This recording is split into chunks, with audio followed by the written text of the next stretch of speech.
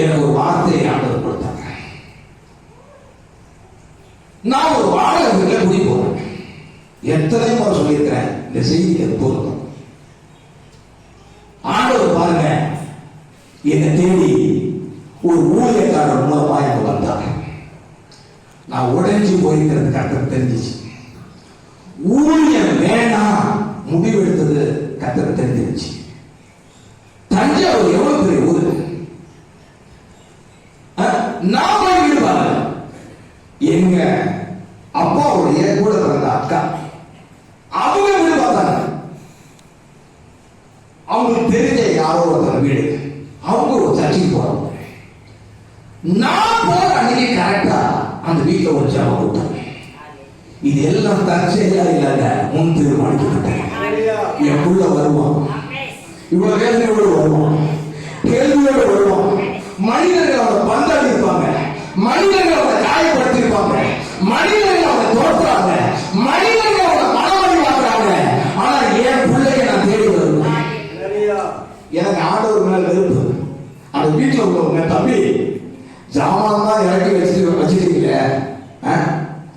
Prayer நடத்துவாங்க. நான் Bible college முடிச்சிருக்கேன். நான் ஊழியத்துக்கு அழைக்கப்பட்டவன். எனக்கு தெரியாத ஆண்டவரா அப்படின்னு மனசுல நினைச்சிட்டு போக நான் வரேன். அவர் யாருன்னு எனக்கு தெரியாது. என்ன பாட்டு பாடினான்னு எனக்கு தெரியாது. என்ன பிரசங்கம் பண்ணான்னு எனக்கு தெரியாது. நான் போவேன். பாருங்க, ஒரு மணி நேரம் நான் வீட்டெல்லாம் சுத்தம் பண்ணிட்டு இருக்கிறேன். ஒட்டடை அடிச்சு சுத்தம் பண்ணிட்டு இருக்கேன். எனக்குள்ள கேள்வி, எப்படி நம்ம வாடகை கொடுக்க போறோம்? என்ன வேலை செய்ய போறோம்? நமக்கு என்ன வேலை ஒழுங்கா செய்ய தெரியும்? எப்படி நிறைய கேள்வி. சொந்தக்காரங்களை நம்பி வந்துட்டோம்.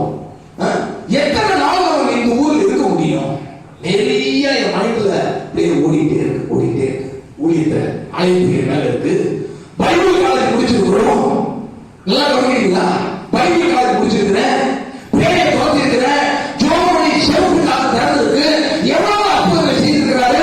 ஆனா இன்னைக்கு பயங்கர மனம் வச்சு மனிதர்கள் விரோதமாக எழுப்பி செய்த நிறைய செயல்கள் ஒரு தீர்மானம் எடுத்து இனி ஊழியத்தை வேண்டாம். சர்ச்சைக்கு போவோம். 1.5 வயசுல போட ஒரு விஷயம் கர்த்தர் ஜீவன் கொடுத்தாரு. அதை நான் மறுதளிக்க முடியாது. சர்ச்சைக்கு என்ன செய்வோம்? போவோம். எங்கேயாவது ஒரு சர்ச்சைக்கு போவோம் அப்படின்னு அந்த தீர்மானம் மட்டும் இருந்துச்சு.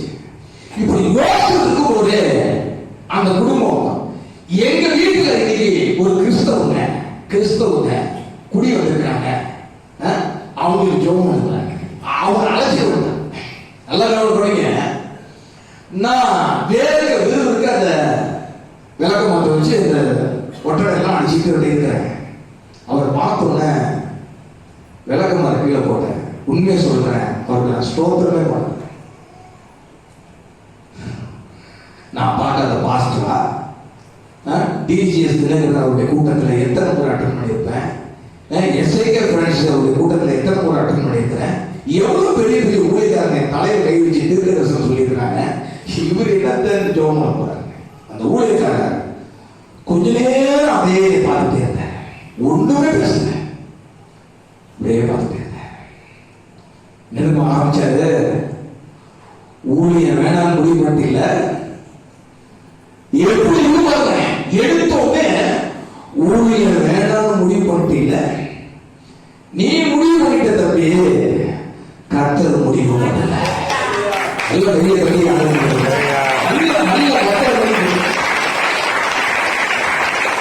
என்ன மாதிரிதான் உங்களுக்கு தெரியுமே. திமிரு பெருமை அகங்கெல்லாம் போய் இருந்தேன். அப்படியே தடுவா இருக்குது. கண்ணெல்லாம் அப்படியே பறக்குது. எங்க அப்பா நிக்கிறாங்க பக்கத்துல, எங்க அத்தை நிக்கிறாங்க, எங்க அத்தை பொண்ணு நிக்கிறாங்க. எல்லாம் பார்த்துட்டு இருக்காங்க. நான் நிக்கிறேன், அவரு நிக்கிறாரு. அடுத்து ஏற்கனவே ஊழியத்துல இருந்த இடத்துல உன்னை மாற்ற வேலை வாங்கினது போல வேலை வாங்கினாங்க. எனக்கு ஒண்ணு புரியல. நான் ஊழியக்காரனை அவருக்கு தெரியும், ஆண்டவருக்கு எல்லாம் தெரியும். நாத்தா கேட்டா என்ன உங்களுக்கு எப்படி தெரியும்னு கேட்டா, இயேசு சொன்னாரு, நீ அத்தி மரத்தின் கீழே இருக்கும் பொழுதே நான் உன்னை கண்டேன். அடுத்து என்ன சொன்னாரு? நீ வந்திருக்கிற இடத்துல உன் எஜமான் இருந்து பணத்தை நான் பிடிங்கி உனக்கு தருவேன். உன்ன நான் யார்கிட்ட வேலை செய்ய போறேன்னு எனக்கு தெரியல. அவன் எப்படிப்பட்ட ஆளுன்னு எனக்கு தெரியாது. கர்த்தர் பேசுறேன். என் கண்ணிலிருந்து கண்ணீர் ஓடுது. அவங்க எல்லாம் பிரமித்து பார்க்கறாங்க. ஏன்னா நான் ரொம்ப முரட்டான ஆளு. நான் அப்படி அழுகுறதே எங்க அத்தை பொண்ணு எல்லாம் போய் பார்த்துட்டு இன்னும் முடியல. கர்த்தர் பேசுறாரு. யோசுவா கடைசி அதிகாரத்துல ஒரு வசனம் இருக்கு. கடைசி அதிகாரத்துல கட்டாத வீடு, நீ நாட்டாத தோட்டம், நீ தோட்டாத துறவு. அடுத்து பேசுறாரு, இதை அவங்க என்ன செய்வாங்க? தருவேன். கொஞ்சம் கவனிங்க. கர்த்தர் அந்த வார்த்தையை பேசிட்டு அந்த ஊழியக்காரர் அந்த இடத்துல கடந்து போனார். என்ன செஞ்சிருப்பீங்கன்னு நினைக்கிறீங்க? வேகமா போய் மேல இருக்க வேர்வையெல்லாம் துணைச்சிங்க. ஏன்னா எனக்கு சத்தம் போட்டு அழகுன்னு தோணுது. இந்த டைமை விட்டுட்டு அதுக்கப்புறம் என் மனசு நல்லா இருந்து தோணுது. எனக்கு எங்க போறதுன்னு தெரியல. பேண்ட் ஷர்ட் போட்டு நேரா ஓட்டு மெயின் ரோடு வந்து ஒரு ஆர்சி சர்ச் பெரிய கிரவுண்ட். அந்த கிரவுண்டுக்குள்ள போய் ஒரு புங்க மரத்து கீழே உட்கார்ந்து ஒரு சீட்டு கட்ட வச்சாரு. உட்கார்ந்து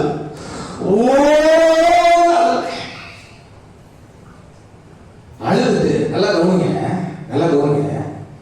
எதை மட்டும் மனசுல ஆழமா பதிய வச்சுக்கிட்டேன்னா எதை பதிய வச்சுக்கிட்டா நினைக்கிறீங்க? நீ கட்டாத சூப்பரா சொன்னீங்க. நீ கட்டாத வீடு.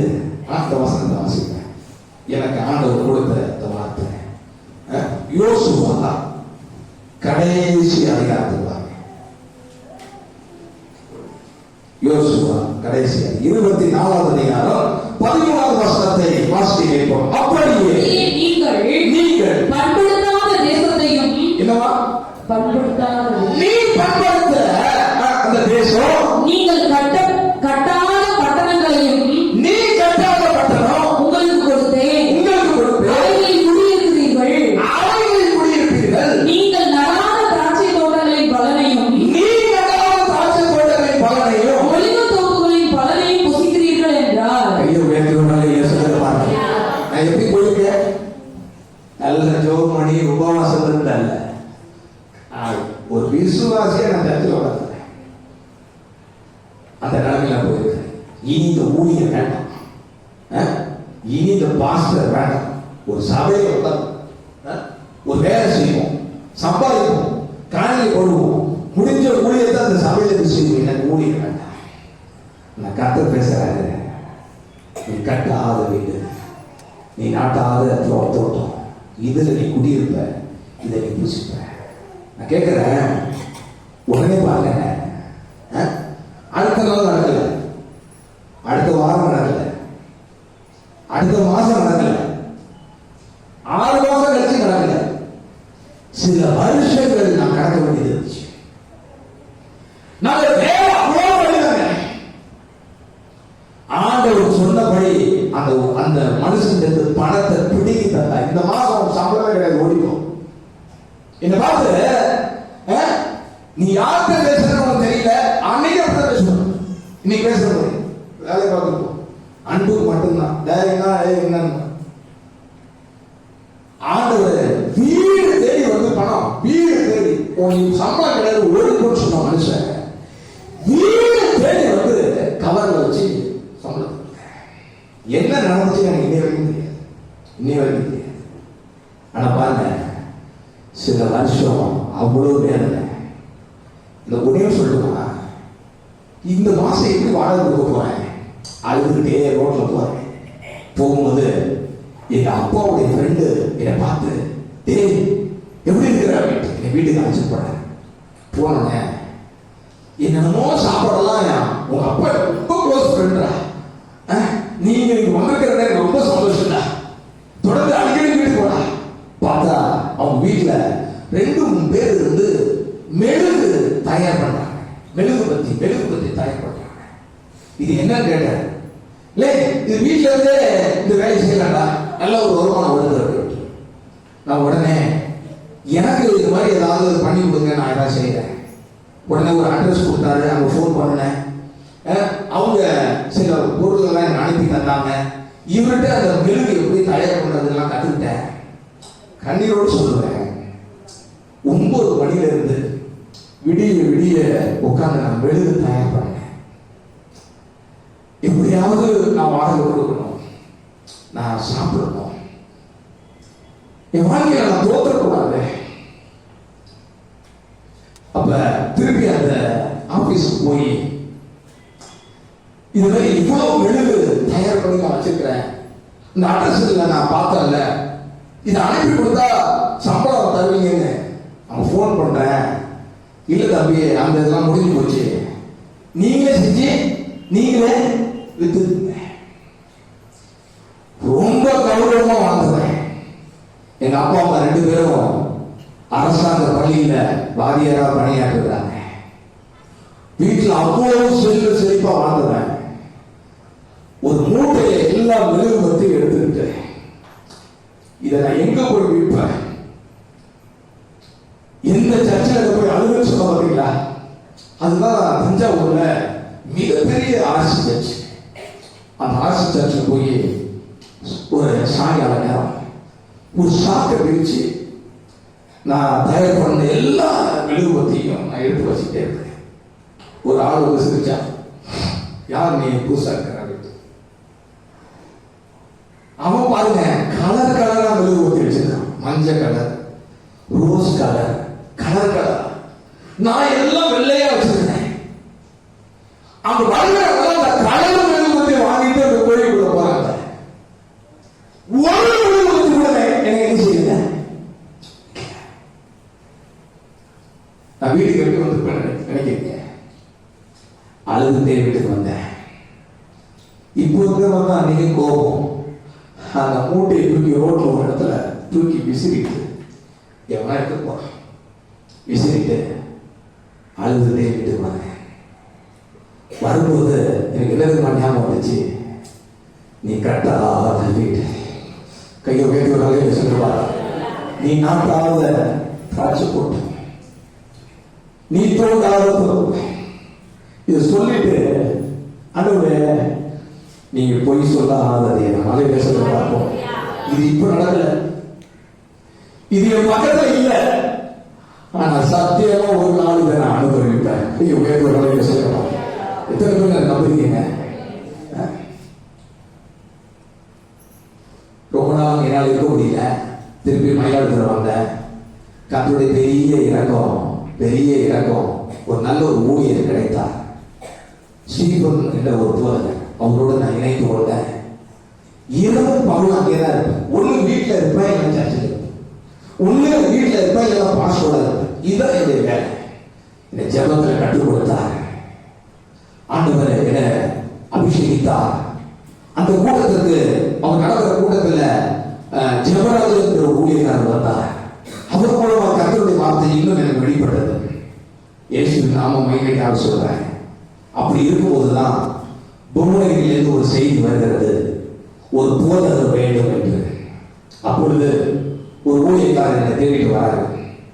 வரும்போது இந்த செய்தியை சொல்றாரு, எப்பா நாங்கெல்லாம் கஷ்டப்பட்டு ஊழியம் செஞ்சோம், அங்க ஏற்கனவே ஊழியம் இருக்கு, பாஸ்டர் இறந்துட்டான், விசுவாசிகள் சேர்ந்து போயிட்டாங்க, அங்கோடு இங்குமா அந்த ஊழியத்தை நினைச்சு செய்தியாரு. உடனே எது ஞாபகம் வருது சொல்லுங்க? 2 கனெக்ஷன் ஆகவே இல்லையா? 6 சிறப்பாக சொல்லுங்க. நான் கட்டாத ஊழியத்தை கத்த தருவன்னு சொன்னது நடவடிக்கையாக வகையில் சொல்லுங்க. நான் கேட்கிறேன், இந்த பில்டிங்கை கட்ட 5 காசு நான் போடல, 5 காசு நீங்க போடல, உண்மைதானே? ஒத்துக்கணும். இந்த வீட்டை கட்ட 5 காசு நான் போடல, நீங்க போடல. இந்த 3 பிளாட் வாங்க 5 காசு நான் போடல, நீங்க போடல. எப்படி வந்துச்சு? நீங்க தான் சொல்லுங்க, எப்படி வந்துச்சு? எப்படி வந்துச்சு? நான் அதை அன்னைக்கு கண்டேன். கையில்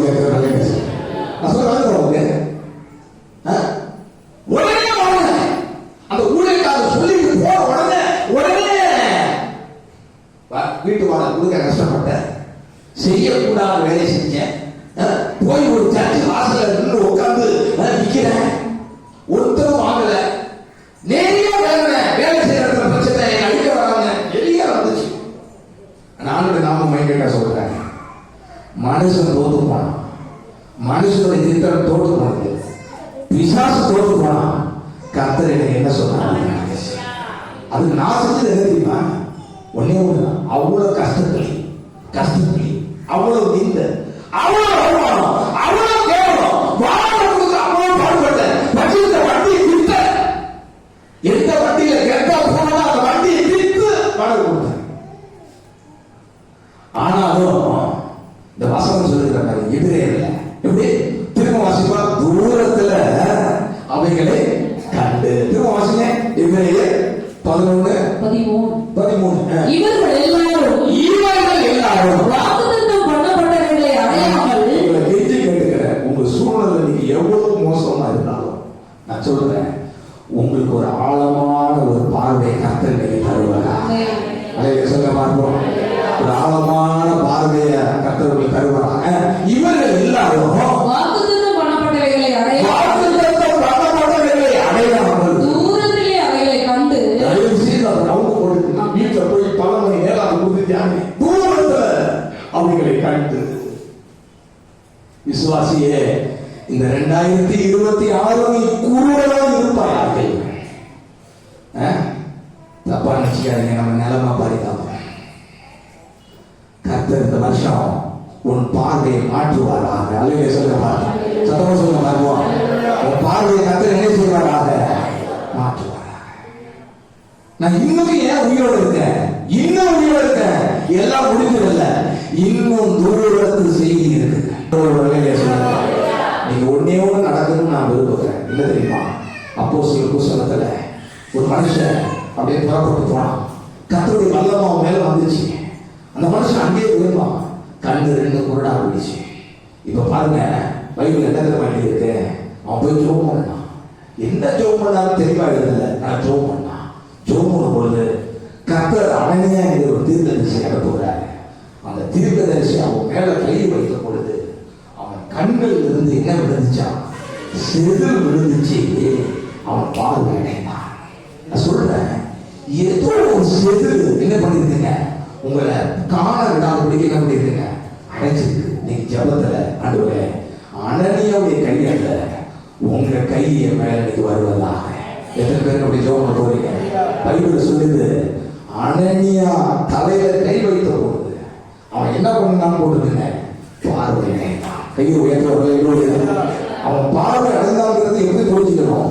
முன்னாடி சபையை துன்பப்படுத்துற அந்த பார்வை இப்ப சபையை கட்டுகிற மாதிரி மாறி. எல்லாரும் எழுந்திருப்போம். எல்லாரும் ஒரு சீரியஸான ஒரு ஜபத்தை செஞ்சு அப்படியே பிடிக்கும். யாரும் தயவு செய்து அங்கிருந்து நடக்க வேண்டாம், வேடிக்கை பார்க்க வேண்டாம். அப்படியே கண்களை மூடி, அதுவரை எங்க வாழ்க்கையில நான் இன்னும் கூடுதலாக இருக்கக்கூடாது. சபைக்கு வந்து இத்தனை வருஷம் ஆகியும் அதுவரை நான் ஒரு குருடனா இருக்கிறேன். ஆண்டவரே, எனக்கு இன்னும் விசுவாசம் வர வேண்டிய ஆண்டவரே, இன்னும் நான் சந்தேகப்படுறேன் ஆண்டவரே, இன்னும் அவிசுவாசம் எனக்குள்ள குடி கொண்டிருக்கேன் ஆண்டவரே, இன்னும் ஒரு அதிருப்தியிலே நான் இருக்கிறேன் ஆண்டவரே, இதே விரக்தியில இன்னும் நான் தொடர்ந்து இருப்பேன் தான் எனக்கு பயமா இருக்கு ஆண்டவரே. வேணாம்ப்பா, வேணாம். அதை ஊழியக்காரருக்கு நீங்க செய்திருக்க முடியும்னா அதே தேவனை தானே நான் ஆராதிக்கிறேன். அதை என் மனக்கண்ணை கர்த்தர் திறப்பியா. எத்தனை பேர் அப்படி ஜெபிக்க போறீங்க? அதை உண்மையே ஆண்டவரை ஒத்துக்கீங்க. இந்த குருவனுக்கு ஆண்டவர் என்னத்தை காண்பதாகி ஒரு நான் நல்லா பார்க்கிறேன்னு சொல்லல, தெரியலையா? ஆனா ரொம்ப தெளிவா எனக்கு தெரியல. அதை ஒருவேளை இங்க இருக்கிற தெரியக்கூடிய நிலம் அதுதான் இருக்கும். இயேசு தெய்வம் தெரிஞ்சுக்கிட்ட, செத்தா பகவான் தெரிஞ்சுக்கிட்ட, இதெல்லாம் தெரியுது. ஆனா இந்த உலக பிரகாரமான வாழ்க்கையில ஆபிரகாம் அனுபவித்த, ஈசாக்கு அனுபவித்த, யாக்கோபு அனுபவித்த ஆவிக்குரிய நன்மைகளையும் உலக பிரகாரமான ஆசீர்வாதம்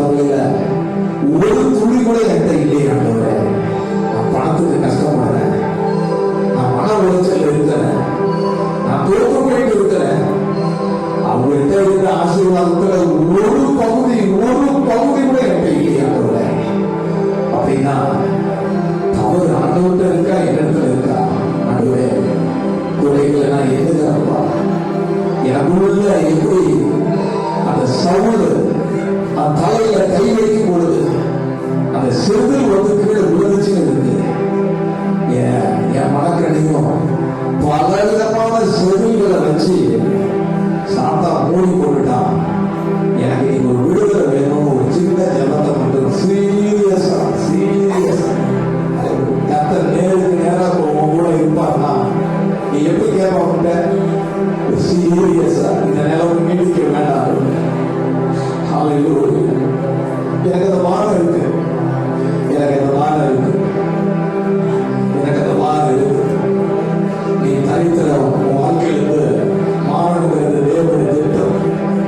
நீ பணத்துக்கு தொடர்ந்து வருஷம் அப்படியே கஷ்டத்துல இருக்கிறது தேவனுடைய திட்டம் அல்ல. சாபத்தில் திரும்ப உலக கிடப்பது தேவனுடைய திட்டம் அல்ல.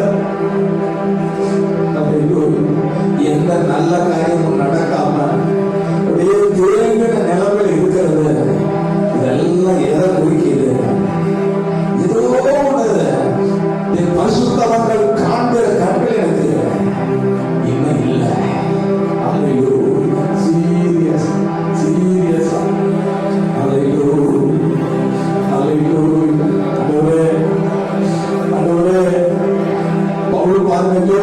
பிரகாசமுள்ள மனக்கண்களை தரும்படி உங்களுக்காக நான் வேண்டிக் கொள்கிறேன் அப்படிங்கிறேன்.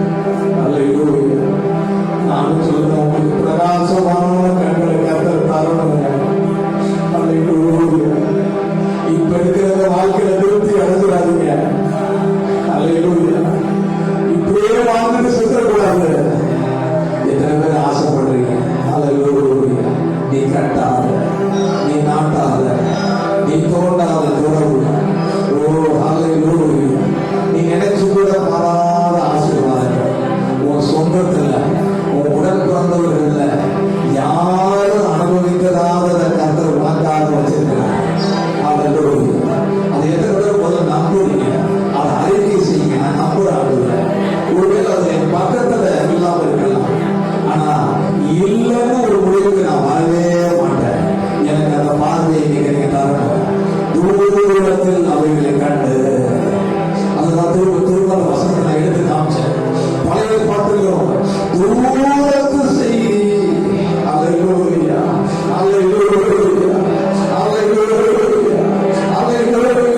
இப்படிப்பட்ட கண்கள் தாவீதுக்கு இருந்ததுனாலதான் அந்த குடும்பத்தில் ஒரு மரணம் நேரிட்ட போதிலும் அவன் ஆண்டவரை விடவே இல்லை. சின்ன காரியத்துக்கெல்லாம் நீ ஏன் சோர்ந்து போற? சின்ன காரியத்துக்கெல்லாம் நீ ஏன் தடுக்காத? இன்னும் உலக பிரகாரமான மனுஷியாகவே நீ வாழ்ந்து கொண்டு இப்படியே வாழ்ந்தெல்லாம் ஏன் முடிவு பண்ணிட்ட? உனக்கு அந்த கண்கள் காண்கிற கண்கள் இல்லை. கத்தரடிக்கு மனக்கடை திறந்து கொடி.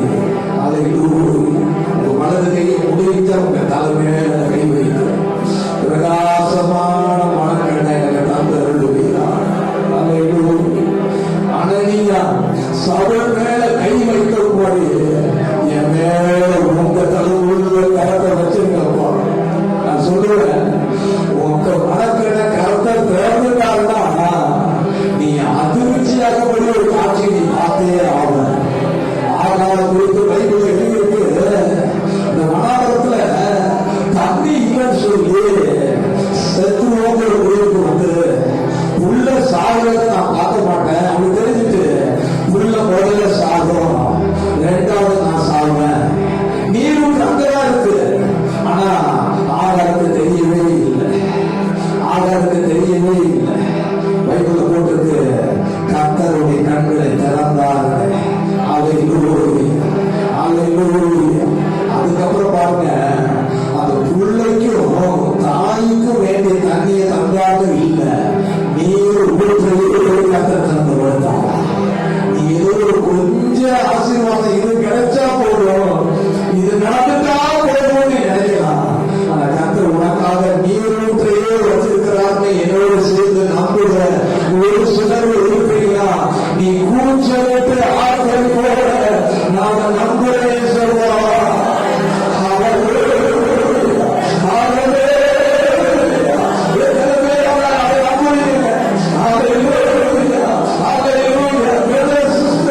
தம்பி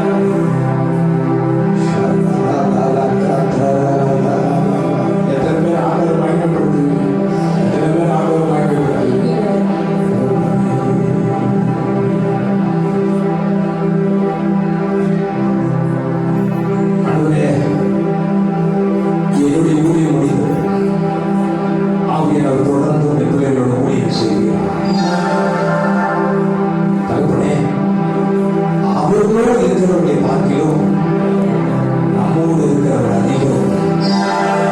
அல்லேலூயா. அந்த எண்ணத்தோடு ஒரு பிள்ளைகள் தைரியமா போவாங்க. அன்றைக்கு குழந்தைகளை நான் மட்டும் இல்லை, அவரோடு இருக்கிறவர்களை பார்க்கிறோம்.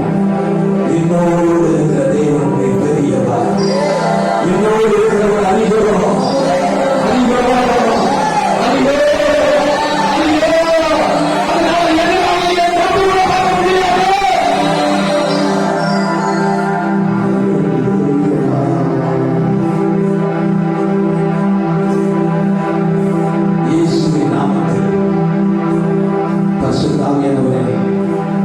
பிரகாசம் நிறைந்த மனக்கண்ணை கர்த்தர் 2026 திருச்சபை மக்களுக்கு தருவீராக. தொடர்ந்து இந்த சத்தியத்தின் ஆழத்தை வீட்டுக்கு போயும் அதிகமாய் பேச, இந்த வார்த்தை இன்னும் அதிகமாய் தியானிக்க அவன் கிருபை தருவீராக. இவங்க பார்வை முற்றிலும் மாறி இருக்கிறத அவங்களே